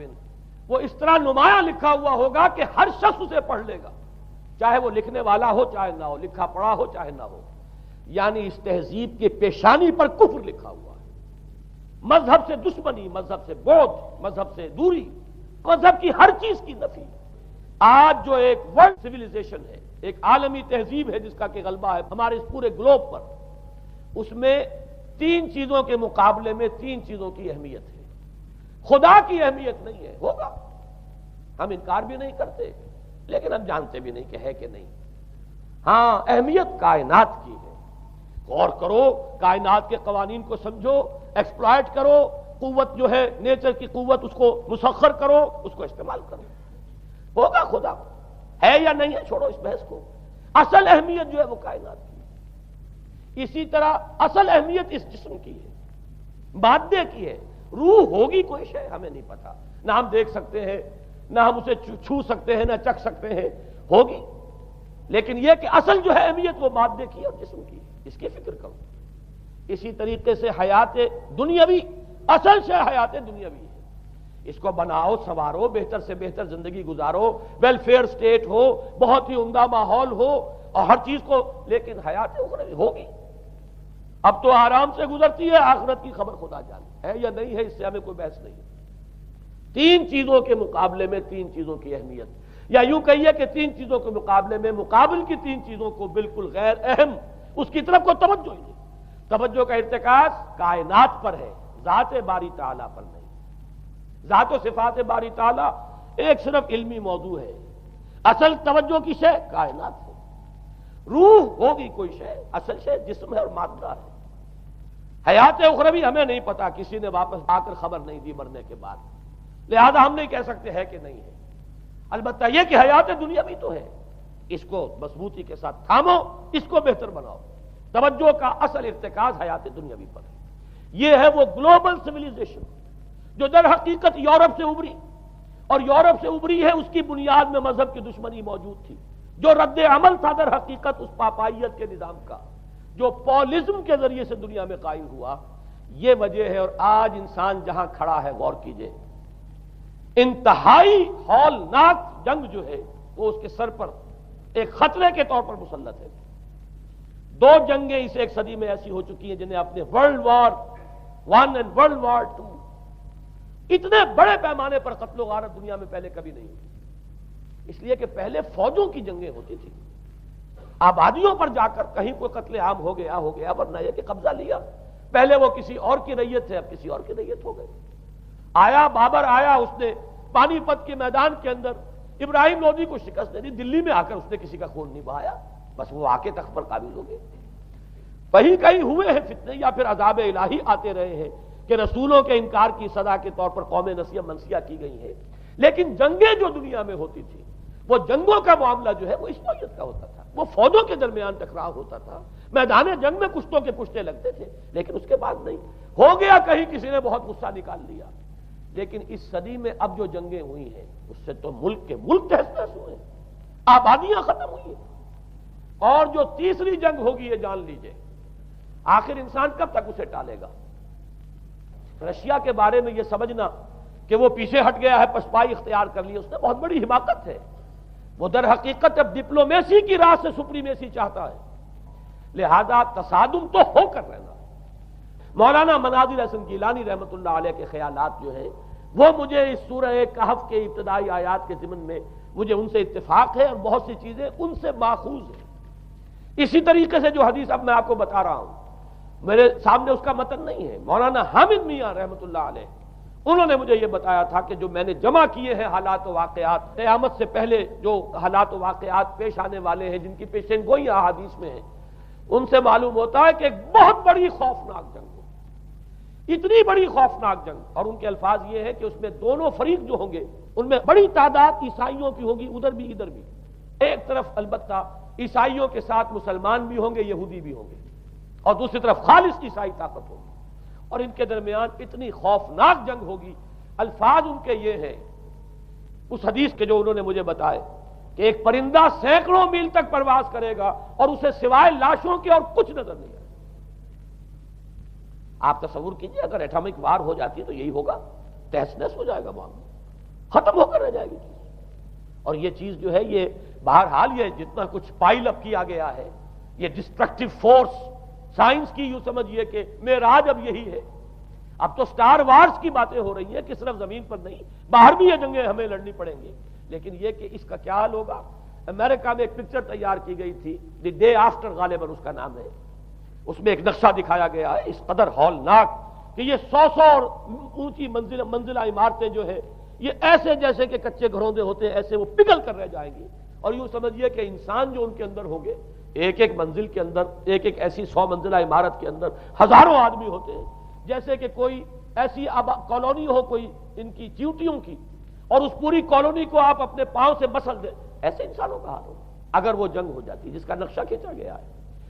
یہ ہے در حقیقت وہ بات کہ جو مولانا مناظر حسن گیلانی فرما رہے ہیں ان آیات مبارکہ میں، وَيُنذِرَ الَّذِينَ قَالُوا اتَّخَذَ اللَّهُ وَلَدًا، تاکہ خبردار کر دے یہ قرآن ان لوگوں کو جنہوں نے کہا ہے کہ اللہ نے بیٹا بنایا، بدترین شرک کا جنہوں نے ارتکاب کیا، اور اسی ولدیت مسیح کے عقیدے سے وہ ساری کرپشن جو ہے دین خداوندی کی، دین مسیحی کی اصل جو دین تھا اس کی جو ہوئی ہے، اور اس کے نتیجے میں آج نوع انسانی وہاں کھڑی ہے۔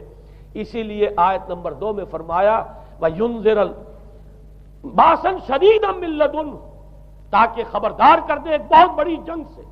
ہمارے اکثر مفسرین نے یہاں پہ ایک بہت بڑا عذاب کہہ کر جو ہے وہ گزر گئے ہیں، لیکن واحد یہ لفظ ہے قرآن مجید کا یہ مقام ہے جہاں لفظ باس آیا ہے، اور مولانا مناظر حسن گیلانی نے بحث کی باس تو جنگ کو کہتے ہیں، قرآن مجید میں جہاں بھی یہ لفظ آیا جنگ کو کہتے ہیں۔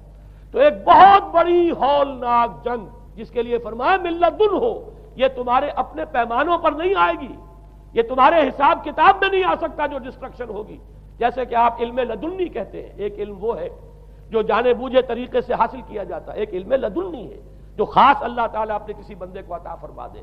اس جنگ کی جو ہلاکت خیزی ہے وہ تمہارے حساب کتاب میں آنے والی نہیں ہے۔ لِيُنذِرَ بَأْسًا شَدِيدًا مِّن لَّدُنْهُ وَيُبَشِّرَ الْمُؤْمِنِينَ الَّذِينَ يَعْمَلُونَ الصَّالِحَاتِ أَنَّ لَهُمْ أَجْرًا حَسَنًا مَّاكِثِينَ فِيهِ أَبَدًا۔ البتہ اللہ تعالیٰ بچائے گا اپنے اہل ایمان بندوں کو جو نیک عمل پر بھی قائم۔ اب میں وہ حدیثیں آپ کو سنا دوں، میں نے پہلے بخاری کی حدیث آپ کو سنا دی کہ اس پورے فتنے کے معلوم ہوگا کہ اس کی دونوں آنکھوں کے مابین کافارا لکھا ہوا ہے کفر، گویا کہ یہ سمبل ہے، یہ علم ہے، یہ علامت ہے اس جدید موجودہ تہذیب کی کفر، الحاد، مادہ پرستی، خدا کا انکار، آخرت کا انکار، روح کے وجود کا انکار۔ اس کے بعد فرمایا، یہ ابو داؤد کی روایت ہے، فواللہ، تو خدا کی قسم وہ وقت جب آئے گا، ان الرجل لیاتیہ وہو یحسب انہ مومن، ایک شخص حاضر ہوگا اس کے پاس، دجال کے پاس، اور وہ شخص اپنے آپ کو مومن سمجھتا ہوگا کہ مومن ہے، فیتبعہ بما یبعث بہ الشبہات، لیکن جو شبہات اس فتنے کی وجہ سے اس کے اندر پیدا ہو جائیں گے اس کی وجہ سے وہ بھی اسی کی پیروی کرے گا۔ آج آپ عالم اسلام کا نقشہ دیکھ لیجئے، ذہنوں کے اندر جو شبہات ہیں، ایمان کے بارے میں یقین کی کیفیت کتنوں کو حاصل ہے، وہی ساری ہماری بھی ویلیوز ہیں، وہی مادی تہذیب جو ہے، آج ہم بھی اسی کے پیروکار ہیں، سمجھتے ہیں اپنے آپ کو مسلمان، سمجھتے ہیں مومن، لیکن ذرا تجزیہ کیجئے۔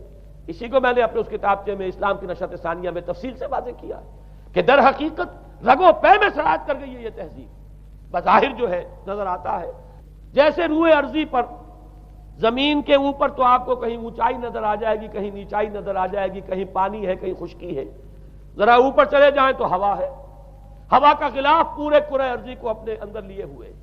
یہی حال ہے ہر ملک میں آپ چلے جائیں، نیچے کے لوگوں میں کچھ مذہب نظر آ جائے گا تھوڑا بہت۔ ہندوستان میں بھی اگر کوئی مندروں میں جاتا تو گھٹیا آدمی جاتے ہیں، بیچارے نیچ لوگ جاتے ہیں، بڑا لوگ آدمی کوئی نہیں جاتا۔ ہمارے ہاں بھی جا کے ہوتے ہیں مساجد میں سفارا تو غریب، پردہ رکھتے ہیں اگر کوئی تمہارا تو غریب۔ شہروں میں ایک کاروباری طبقہ ضرور ایسا ہے جو نماز روزے کے ساتھ اس کا ایک شوق ہے، لیکن آپ جا کے دیکھ لیجئے دیہات کے اندر کیا حال ہے۔ تو معلوم یہ ہوا کہ نیچے تو شاید کچھ نہ کچھ فرق ہے، یہ مسلمان ملک ہے، یہ ہندو ملک ہے، یہ فلاں ملک ہے، یہ بدھ مت کا ملک ہے، لیکن اوپر چلے جائیں یعنی ہر ملک کے اوپر جو ایلیٹ ہے، جو اعلیٰ تعلیم یافتہ، جو آپ کی ملٹری اور سول بیوروکریسی ہے ٹاپ کی، وہ تو ایک ہی رنگ میں رگے ہوئے، ان کا لباس وہی، ان کا رہن سہن وہی، ان کا تمدن وہی، نام کا فرق اگر نہ ہو تو پتہ نہیں چلے گا یہ مسلمان ہے کہ ہندو ہے کہ سکھ ہے، پر پتہ چلے گا وی پی سنگھ نام ہے تو پتہ چلے گا کہ ہندو ہے، لیکن یہ کہ باقی اس کی وضاحت، اس کا لباس، اس کا اٹھنا بیٹھنا، آپ کے ہاں یہ تو کچھ عوامی دور میں آ کے کرتا شلوار جو ہے وہ آئی ہے، لیکن وہ بھی اندرون ملک ہوتی ہے، باہر جا کر ہمارے اپنے ان لوگوں کے جو لباس ہوتے ہیں آپ کو دیکھیے کہاں فرق معلوم ہو جائے گا کہ کون مسلمان ہے اور کون ہندو اور کون پارسی ہے اور کون عیسائی۔ تو معلوم یہ ہوا کہ اوپر ایک ہی گلوبل سویلائزیشن ہے جس کا دور دورہ ہے، اور اس سویلائزیشن کے ماتھے پر لکھا ہوا ہے کافارا، اس میں وہ ایمان نہیں ہے، اس میں الحاد ہے، مادہ پرستی ہے، کفر ہے۔ اس میں آخری حدیث جو میں آپ کو سنا رہا ہوں، حضور نے فرمایا آخر من یخرج الیہ النساء، اس فتنے کی طرف پیش قدمی کرنے والا آخری طبقہ ہوگا عورتوں کا۔ وہ جب اس تہذیب کی طرف لپکیں گے، یہ طبقہ جب آگے بڑھے گا، یہ جو ہمارے ہاں بھی جلوس نکلتے ہیں، شریعت کا مذاق اڑانے والے جلوس، اسلامی احکام کی نفی کرنے والے جلوس نکلتے ہیں، اور ان کے جس طریقے سے ڈسپلے ہوتا ہے اخبارات کے اندر، جتنا ان کے لیے اعزاز ہے، جتنی ان کے لیے یہاں پر تکریم ہے ہمارے معاشرے کے اندر، اس کو پیش نظر رکھیے۔ آخر من یخرج الیہ النساء حتی ان الرجل لیرجع الی امہ و ابنتہ و اختہ و عمتہ فیوثقها رباطا، یہاں تک کہ ایک بندہ مومن کا حال یہ ہو جائے گا کہ وہ دوڑے گا اور کوشش کرے گا اپنی ماں کو، بیٹی کو، بہن کو، پھپھی کو باندھ کر رکھے کہ وہ نکل نہ جائے۔ یہ حال ہو جائے گا کسی شخص کا۔ آج کتنے لوگ بے بس ہو چکے ہیں، اب وہ باندھ کر رکھنے والے بھی گویا کہ ہتھیار ڈال چکے، ورنہ یہ کہ ایک دور تھا کہ کچھ نہ کچھ باندھ کر رکھنے والے تو تھے، لیکن اب تو آزادی کی صورت آئی ہے تو باندھ کر رکھنے والے جو ہے وہ ہار مان چکے۔ اب تو آپ دیکھیں گے اچھے بھلے نظر یہ آتا ہے، داڑھی رکھی ہوئی ہے، خود جو ہے وہ مذہبی مزاج کے ہیں، لیکن بالکل بے پردہ کو خاتون جو ہے این ان کے اسکوٹر کے پیچھے بیٹھی ہوئی یا ان کے کار کے اندر ان کی برابر کی سیٹ کے اوپر بیٹھی ہوئی جا رہی ہے۔ بے پردگی، یہ اباحیت، ہمارے اخبارات کا جو حال ہے اس کو دیکھیے۔ خدا کے لیے یہ رنگین صفحات بند کرو، لیکن مجال ہے جو کسی کے کان پر جو تک نہیں دی۔ لہذا حدیث کے الفاظ نوٹ کیجئے، آخر من یخرج الیہ النساء، اس فتنے کی طرف پیش قدمی کرنے میں آخری طبقہ جو ہوگا وہ خواتین کا ہوگا۔ حتی ان الرجل لیرجع الی امہ و ابنتہ و اختہ و عمتہ، یہاں تک کہ آدمی دوڑے گا، پکڑے گا اپنی ماں کو، اپنی بیٹی کو، اپنی بہن کو، اپنی پھپھی کو، اور اسے باندھ کے ہی کوشش کرے گا کہ کہیں وہ اس طریقے سے اس دجالی فتنے کے اندر جو ہے وہ اسی کی پیروی کے اندر گھر سے نہ نکل جائے۔ یہ ہے وہ فتنہ جس کی لپیٹ میں اس وقت پوری دنیا آئی ہوئی ہے۔ اب نوٹ کیجئے، اس فتنے کے لیے اب میں چند باتیں اور کہہ رہا ہوں۔ لغوی بحث کیا ہے؟ دجال کسے کہتے ہیں؟ یہ بنا ہے لفظ دجل سے۔ دجل اور فریب یہ ہماری زبان میں بھی مستعمل، دجل و فریب، دھوکہ دینے والی شے، ملمہ، حقیقت کچھ ہو اوپر کچھ اور پردہ ڈال دیا گیا، یہ دجل ہے۔ گندم نمائی جو فروشی دجل ہے، فریب ہے۔ اسی کے لیے دوسرا لفظ عربی زبان کا جو قرآن میں کثرت سے آیا وہ غرور ہے، دھوکہ۔ اصل میں یہ دنیا دھوکہ ہے جو حیات اخروی کے لیے ایک پردہ بن کر ہماری آنکھوں پر پڑ گیا ہے۔ میں وہ آیات اب آپ کو جلدی سے سنا رہا ہوں۔ فرمایا وَمَا الْحَيَاةُ الدُّنْيَا إِلَّا مَتَاعُ الْغُرُورِ، سورہ آل عمران میں بھی آیت آئی، سورہ حدید میں بھی۔ لوگوں سن لو، یہ دنیا کی زندگی سوائے دھوکے کو کچھ نہیں۔ میں بعد میں عرض کر دوں گا کہ ایک دوسرا رخ بھی ہے دنیا کی زندگی کا، لیکن اس وقت یہ آیات سن لیجئے۔ غرتکم الحیات الدنیا، تمہیں دھوکے میں ڈال دیا اس دنیا کی زندگی نے، یہ سورہ جاسیہ کی آیت نمبر 35 ہے۔ غرتہم الحیات الدنیا، انہیں دھوکے میں ڈال دیا دنیا کی زندگی نے، یہ سورہ انعام میں آیت نمبر 70 بھی ہے، آیت نمبر 130 بھی ہے۔ تیسری مرتبہ سورہ اعراف میں آیت نمبر 51 ہے، اور 2 مرتبہ سورہ لقمان اور سورہ فاطر میں آیا فَلَا يَغُرَّنَّكُمُ الْحَيَاةُ الدُّنْيَا وَلَا يَغُرَّنَّكُمْ بِاللَّهِ الْغَرُورُ، دیکھو لوگوں کہیں تمہیں دنیا کی زندگی دھوکے میں نہ ڈال دے۔ یہ دنیا کی زندگی جو ہے دھوکہ بن کر ایک فریب کا پردہ ہماری آنکھوں پر ڈالتی ہے کہ یہ ہمارا مطلوب مقصود، اسی کے لیے بھاگ دوڑ، اسی کو بنانا سنوارنا۔ وہ جو میں عرض کر چکا ہوں، 3 چیزوں کے مقابلے میں 3 چیزوں کی اہمیت۔ حیات دنیاوی جب مطلوب بن جائے، حیات دنیاوی جب انسان کی اصل محبوب بن جائے، تو گویا کہ حیات اخروی اب نگاہوں سے اوجھل ہو گئی، آنکھ اوجھل پہاڑ اوجھل۔ یہی ہے اصل دجل، یہی ہے اصل فریب۔ آیات اور سنیے، سورہ اعلیٰ، بل تؤثرون الحیات الدنیا والآخرۃ خیر وابقیٰ، لوگوں تمہاری گمراہی کی اصل جڑ بنیاد کیا ہے؟ تم دنیا کی زندگی کو ترجیح دیتے ہو جبکہ آخرت بہتر بھی ہے اور باقی رہنے والی بھی ہے۔ کلا بل تحبون العاجلہ وتذرون الآخرہ، کوئی نہیں، تمہارا اصل مرض یہ ہے کہ تم اس عاجلہ سے جو موجود ہے، سامنے ہے، نقد ہے، اس سے محبت کرتے ہو، اور آخرت کو تم نے تج دیا ہے، چھوڑ دیا ہے۔ یہ سورہ قیامہ اور اس سے اگلی سورت جو ہے وہ آپ کے علم میں ہے، سورۃ الدہر، اس میں فرمایا گیا ان هؤلاء يحبون العاجلة ويذرون وراءهم يوما ثقيلا، ان لوگوں کا اصل مرض یہ ہے، یہ اس عاجلہ کو پسند کرتے ہیں، اس سے محبت کرتے ہیں، اور پیچھے وہ جو بھاری دن آنے والا ہے اس کا خیال انہوں نے دل سے نکال دیا۔ یہ ہے در حقیقت اصل فساد، اصل فتنہ، اصل گمراہی، 100 خرابیوں کی جڑ ایک خرابی۔ اب اسی کا ایک نتیجہ نکلتا ہے، یہ دنیا جتنی حسین بنتی چلی جائے گی اتنا ہی فتنہ شدید سے شدید تر ہوتا چلا جائے گا۔ یہاں جتنی آسائشیں ہوں گی اتنا ہی آپ پر غفلت کا پردہ طاری ہو جائے گا۔ اور آپ کو معلوم ہے کہ اس پوری سائنٹیفک جو بھی ڈیولپمنٹ ہے اس کا حاصل کیا ہے؟ یورپ میں جائیے واقعتاً دنیا بڑی حسین بن چکی ہے، امریکہ میں جائیے واقعتاً بہت حسین دنیا ہے، ابو ظبی میں جائیے بڑی حسین نظر آئے گی دنیا، کارنیشز جس طریقے کے آباد ہیں۔ یہ دنیا کا حسن جتنا بڑھے گا اتنا ہی یہ آنکھوں پر اور بھاری پردہ ڈال دے گی، آخرت سے آپ کو غافل کر دے گی۔ یہی دجل ہے، یہی فریب ہے، یہی فتنہ دجالی ہے۔ یہی وجہ ہے، دیکھیے یہ جو آیات آج میں بیان کر رہا تھا اس میں آخر میں فرمایا انا جعلنا ما علی الارض زینۃ اللہ لنبلوہم ایہم احسن عملا۔ ہم نے اس زمین کے اوپر جو کچھ ہے اسے اس کا بناؤ سنگھار بنا دیا ہے، زینت بنا دیا ہے، تاکہ ہم جانچیں، پرکھیں، امتحان لیں کون ہے اچھے عمل کرنے والا۔ یعنی رخ روشن کے آگے شمع رکھ کر وہ یہ کہتے ہیں ادھر جاتا ہے دیکھیں یا ادھر پروانہ آتا ہے۔ اللہ تعالیٰ نے اسی امتحان میں ہمیں ڈالا ہے۔